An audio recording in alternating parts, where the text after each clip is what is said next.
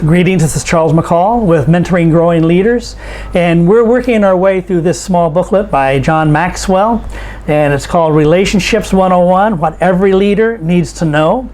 It's published by Thomas Nelson Publishers. You might find it difficult to get your hands on this book. I don't know how many of them are still around, if it's even being published, but I've had it for some time, and I've always wanted to do some teachings from it because relationships are fundamental to success, and relationships are fundamental to successful leadership. And so I believe that you have the potential to be a leader at one level or another. There's actually 5 levels of leadership. You can check out my video on my YouTube, 5 levels of leadership. But you have that potential, but in order to grow in your leadership, you must develop relationship skills. And so that's why I've been excited about sharing the principles that John Maxwell shares with us from this book. And so we're on chapter number 6. And the title of this chapter is How Can I Build Trust with Others? And it talks about integrity, and it talks about good character.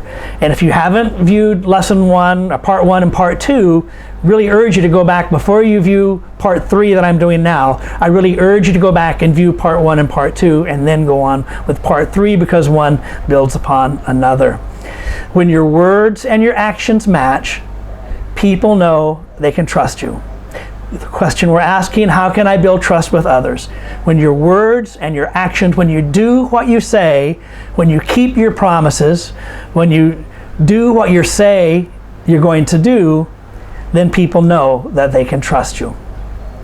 If you struggle with maintaining integrity, and you're doing all the right things, you think that you're doing all the right things on the outside, but you're still getting wrong results, something is wrong and needs to be changed on the inside. And that was the focus of our previous lesson, part 2. And that is that integrity should not be confused with things that we do on the outside only. Integrity starts on the inside. So if you're doing things and you seem to be doing the right things but not having good results, you need to go check yourself on the inside. Look at your level of character and integrity, and then check yourself on the outside. In John's book, he gives us 10 questions to ask to help us to measure our integrity. Now, I'm not going to comment very much on any of these because it's just too much. I'm going to read them and maybe comment just briefly, and you think about them. Questions to help you, 10 questions to help you measure your integrity. Number 1, how well do you treat other people if you have nothing to gain? He puts it in the personal sense. How well do I treat other people if I have nothing to gain? If I'm going to get nothing out of it, do I treat people differently? If I'm going to get the result, a positive result from investing into them, do I treat them differently from someone that I'm not going to get a positive result? Or do I treat all people equally? Am I transparent with others? Am I open and honest with them? And there's levels of transparency that we can have depending on the closeness of the relationship. But are you transparent? Am I transparent with others? Do I role play based on the people that I'm with? I'm with one kind of person, I act a certain way. I'm with another kind of person, I act a different way. Again, to a measure, it's appropriate to do that. But are you doing it to try to hide something or try to get something? Question number 4, am I the same person in the spotlight as I am alone? When you're out in public and you're with people, are you the same person that you are when you're alone? Again, much can be said about that. Number 5, do I quickly admit wrongdoing without being pressed to do so? If I'm wrong, do I quickly admit that I'm wrong without people pressuring me and getting on my case that I'm wrong? Number 6, do I put people ahead of my personal agenda? In other words, am I willing to sacrifice what I want to do for others? Number 7, do I have an unchanging standard for moral decisions, or do circumstances determine my choices? In other words, do I have a certain standard that I will not change? Or do I change my moral standards and my decisions based upon the situation? Number 8, do I make difficult decisions even when they have a personal cost attached to them? Do I make decisions to sacrifice something, to do something the right way, even though I may lose something? Number 9, when I have something to say about people, do I talk to them or do I talk about them? In other words, do I gossip? Or if I have a problem with someone, do I go directly to them and share my heart with them? Number 10, am I accountable to at least one other person for what I think, say, and do? This right here, each one of these 10 points is a lesson, could become 10 lessons. And so you go back, and this is what one of your assignments at the end of this lesson is going to be: go back, think through each one of these, one by one, and really check yourself out on the inside. One section in John's book, in this chapter, is called Integrity is Your Best Friend. Integrity will never betray you or put you in a compromising position. Why? Because you've made a decision. You've decided that this is the kind of person that I'm going to be. And so therefore you will never find yourself in a compromising or awkward situation, because you've not allowed yourself to go there. Integrity keeps your priorities right. When you're tempted to take shortcuts, integrity will help you to stay on the course, because you've made a decision: I'm going to be this kind of a person. When others criticize you, integrity helps you not to strike back at them. And when others criticize you and their criticism is correct, integrity helps you to learn from it and to keep growing. The next section in this chapter, John calls integrity is your friend's best friends.